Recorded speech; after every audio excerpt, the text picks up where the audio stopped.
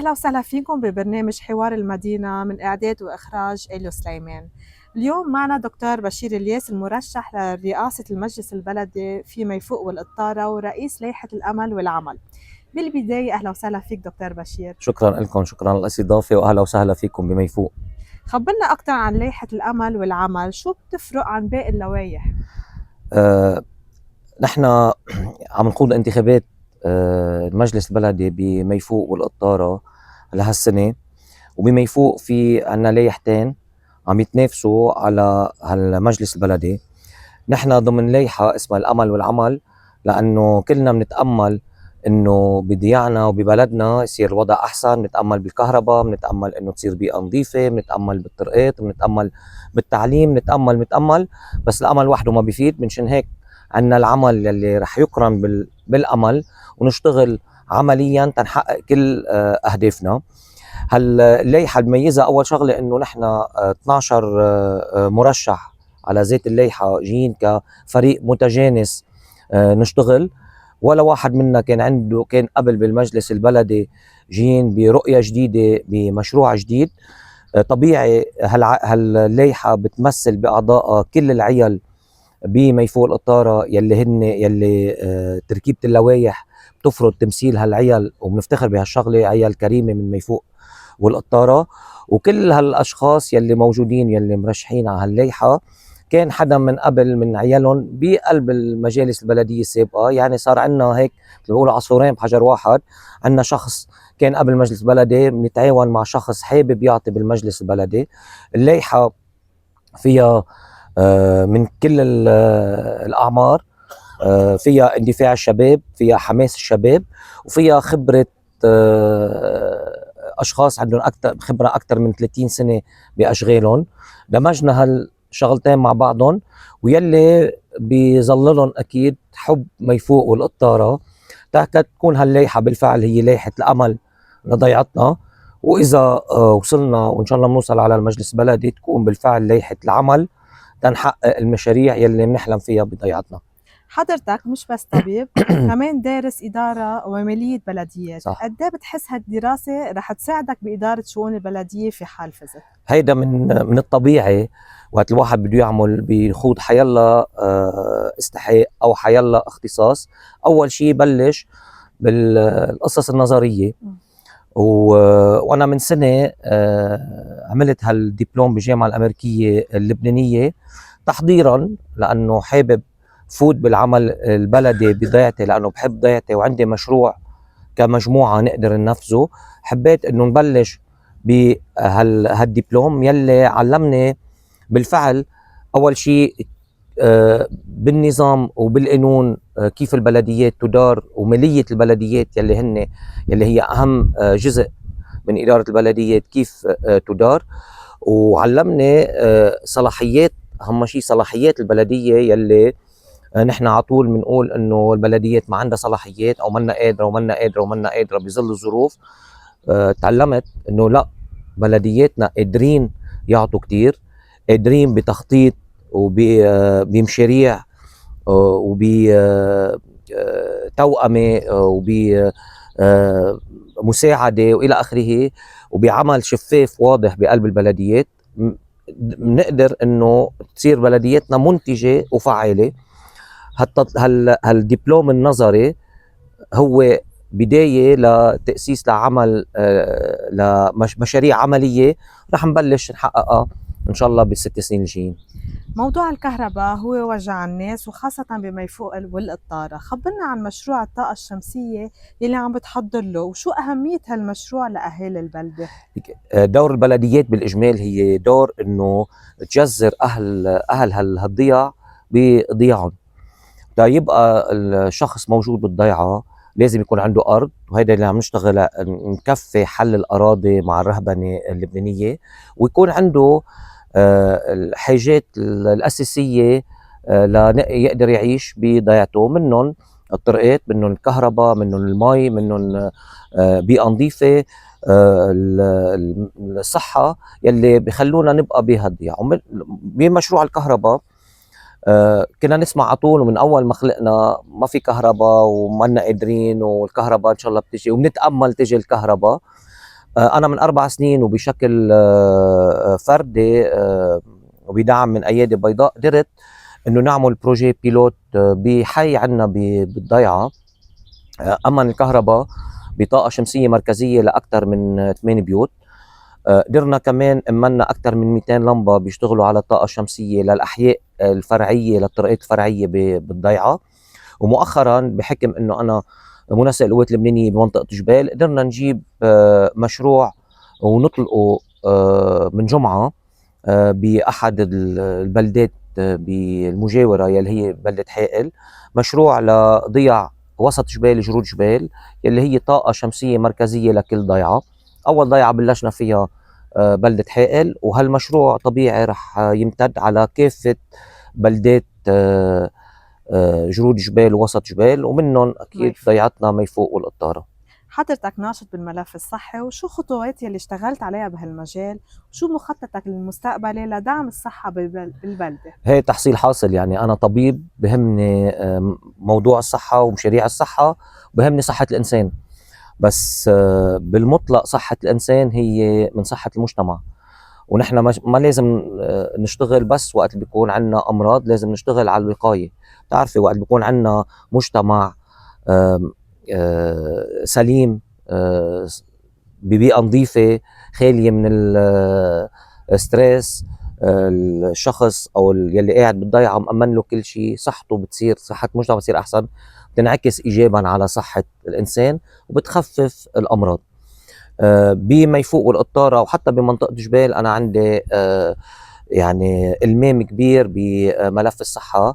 انا عندي مركز بيهتم بالخدمات الصحيه والمعلومات الطبيه، وبيهتم كتير بملفات المرضى.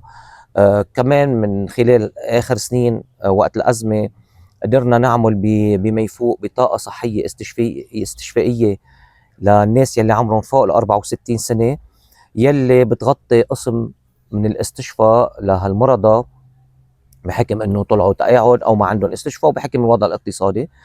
وتاني شغله نحن بميفوق عندنا مستشفى حكوميه خلصت تقريبا بكابينة من اكثر من 10 سنين. الحديث هلا ما انعمل الجهد الكافي انا برايي تينجب لها التمويل تتكفى هالمستشفى، ويلي بتشكل برايي ملف كتير كبير وفرص عمل لاكثر من 200 او 300 شخص. وغير هيك هي مستشفى بتخدم كل جرود جبال وسط جبال، وبتخدم كمان منطقه الشمال، اكثر من 35 ل 40 الف مواطن فيهم يستفيدوا منها. وهيدي ضمن مشاريعنا المستقبليه يلي رح تكون بالفعل من اول اذا وصلنا على المجلس البلدي من اول الملفات اللي رح نهتم فيها نظرا لاهميتها. وثالث شغله يلي موجوده بالضيعه هي مستوصف. نحن وهي واجباتنا بعتقد منا عم نقولها هي من واجباتنا انه نهتم بهالمستوصف. كنا عم ندعمه وقت يكون فينا بالادويه وبغير شيء تيضلوا هالمستوصف يقدر يخدم اهلنا بميفوق القطاره. حكينا عن الكهرباء، حكينا عن الصحة، شو أبرز المشاريع الإنمائية يلي حاملينها معكم ل6 سنين الجاية؟ يعني شو بتحس أكتر شيء بحاجة ما يفوق؟ يعني أول شيء تعملوه غير الموضوع الصحة.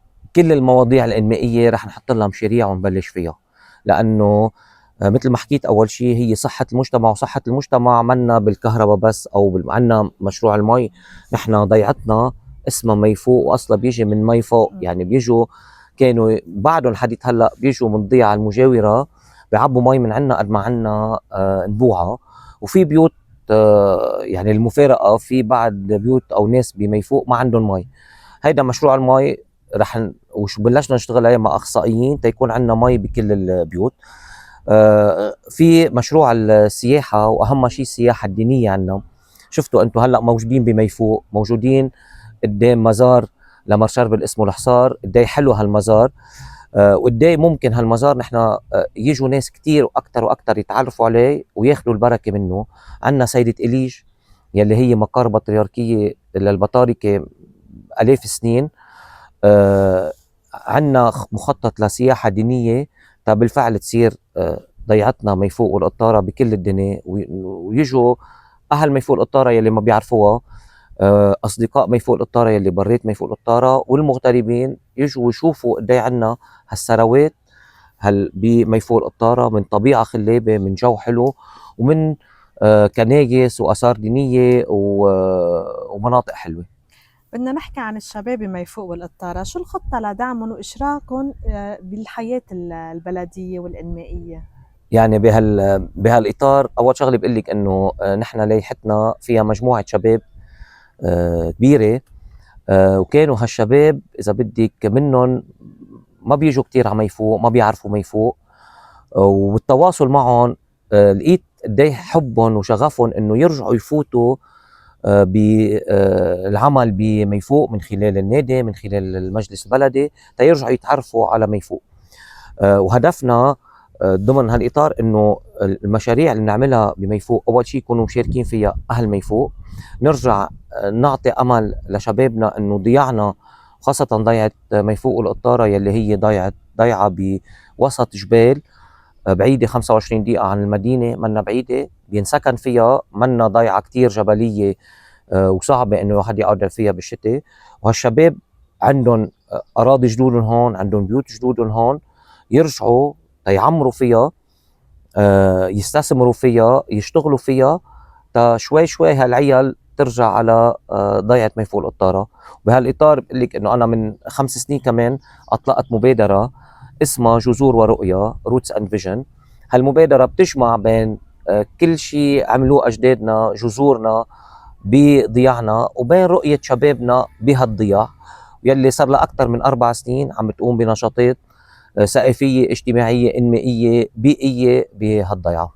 خلال نشاطاتك بالبلدة دايما بنلاحظ مشاركة النساء الفعال، شو صح. المشروع يلي مفكر تعمله لدعم النساء البلدة؟ بمبادرة جذور ورؤية النساء لهم يعني الدور الكبير كتير، لأنه كل نشاطاتنا نحن بيتعاونوا معنا، لهم عملهم بقلب هالمبادرة على كل عيد. وأحد المشاريع يلي بنحلم نعملها هي هالنساء نخلق لهم فرص عمل بضياعهم من منتجات هالضيعة، يشتغلوا فيها ويبلشوا شوي يسوقوها. نقدر حتى نساء الضيعة يلي موجودين بالضيعة، يلي منهم قادرين يظهروا برا الضيعة، يتعلموا صنعة أو يتعلموا مهنة معينة، إنه نقدر نفتح مثل مشاغل تعليم لمهن يستثمروها هالنساء بضياعهم. وأكثر من هيك رح نعمل مشروع إنه نساء ميفوق والقطارة يلي هن موجودين برات ميفوق ويلي برعوا برات ميفوق ويلي عندهم امتدادهم خارج ضيعتنا، نقدر نرجع نستقطبهم، نرجع نستفيد من خبراتهم، ونفرجي مزبوط انه دور المرأة لا يقتصر فقط على دور بسيط، بالعكس دوره هو الدور الأساسي بالمجتمع. ونحن تصور عنا طاقات نسائية كبيرة بميفوق وخارج ميفوق القطارة، لازم بالفعل نستثمرهم بضيعتنا. دكتور بشير، نحن بدنا نتشكر استضافتك إلنا ببلدة ميفوق والقطارة، ونترك لك الكلمة الأخيرة بتحب توجهها لأهالي البلدة قبل ما يروحوا على صناديق الاقتراع ب4 أيار. أنا بشكركم وأهلا وسهلا فيكم بميفوق القطارة. كلمة أخيرة لكل أهلي وأصدقائي ويلي بيحبوا بالفعل ميفوق والقطارة، نحن قدام استحقاق مهم أول شيء، لأنه هيدي انتخابات وهيدي ديمقراطية بحد ذاتها بميفوق القطارة وبغير ضياع. مهم إنه نجي ننتخب مشروع، نجي ننتخب فكر جديد، نهج جديد، مشروع جديد، تنوصل المجلس البلدي إنه يقدر يقوم بعمله على أكمل وجه، وتنوصل بالفعل إنه تصير ضيعتنا ميفوق القطارة كل الدنيا وبكل الدنيا. أنا بشكركم.